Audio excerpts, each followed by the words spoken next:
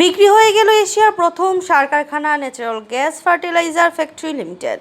ফেঞ্চুগঞ্জ সার কারখানার নামেই এটি বেশি পরিচিত। দীর্ঘদিন থেকে যন্ত্রপাতি বিকল থাকা ও অব্যাহত লোকসানের মুখে অবশেষে বিক্রি করে দেওয়া হয়েছে রাষ্ট্রায়ত্ত এই সার কারখানাটি। বুধবার সর্বোচ্চ দরদাতা হিসেবে সিলেটের মেসার্স আতাউল্লাহ নামের একটি প্রতিষ্ঠান 103,75,00,000 টাকায় সার কারখানাটির সকল যন্ত্রপাতি কিনে নেন। 1961 সালে সিলেটের ফেঞ্চুগঞ্জ উপজেলার মাইজগাঁও ইউনিয়নের স্থাপন করা হয় natural gas fertilizer factory limited.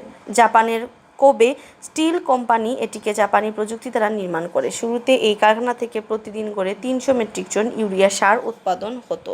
1969 সালে কারখানাটি অ্যামোনিয়াম সালফেট প্ল্যান্ট স্থাপন করা হয়।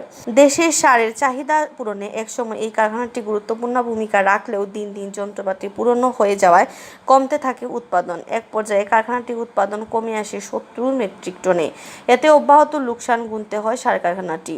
2014 সালে জুলাই মাসে কারখানার প্রধান বিদ্যুৎ কেন্দ্রের ট্রান্সফরমার নষ্ট হয়ে যায়।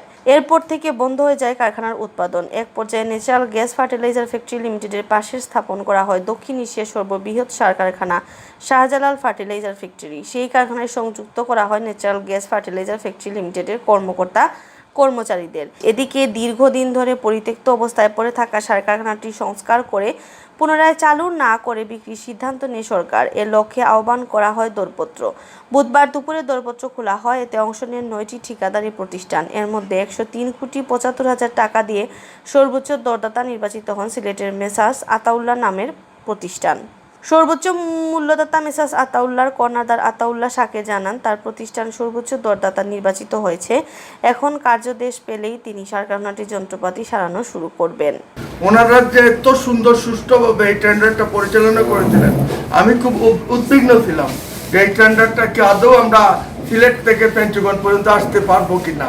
আলহামদুলিল্লাহ আমরা সুষ্ঠুভাবে সুন্দরভাবে এই টেন্ডারটা পরিচালিত হয়েছে এবং আমি মেসার্স আতাউল্লাহ আমার কোম্পানির নাম, আমি করুল্লাহ মার্টিন গ্রুপের চেয়ারম্যান। আমি 1 মাস অ্যানালাইজ করছি এটার দাম কত দেওয়া যায়। আমি 1 মাস অ্যানালাইসিস করে আমি যেটা পাইছি, আমি সর্বোচ্চ 103,75,00,000 দর দিয়েছি এবং এটা আমার কাছে মনে হচ্ছে এটাই যুক্তিসঙ্গত দর। ন্যাচারাল গ্যাস ফার্টিলাইজার ফ্যাক্টরি লিমিটেডের প্রধান বাণিজ্যিক কর্মকর্তা দীপঙ্কর দে জানান, টেন্ডারে মোট 9টি প্রতিষ্ঠান অংশ নিয়েছিল। এর মধ্যে সর্বোচ্চ দরদাতা হিসেবে মেসার্স আতাউল্লাহ নামে প্রতিষ্ঠানটি নির্বাচিত হয়েছেন।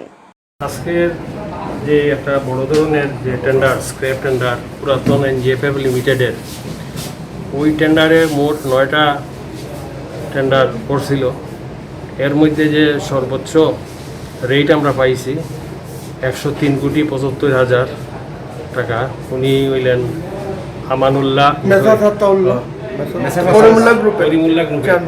চেয়ারম্যান। উনি আমার পাশে আছেন। তো আমার এটাই ভালো লাগে যে আমরা এই কাজটা অনেক দিন যাবৎ মেজারমেন্ট করে তারপরে এটা সুষ্ঠুভাবে যে ওপেন টেন্ডারের মাধ্যমে এই কার্যক্রম সম্পন্ন করতে পেরেছি।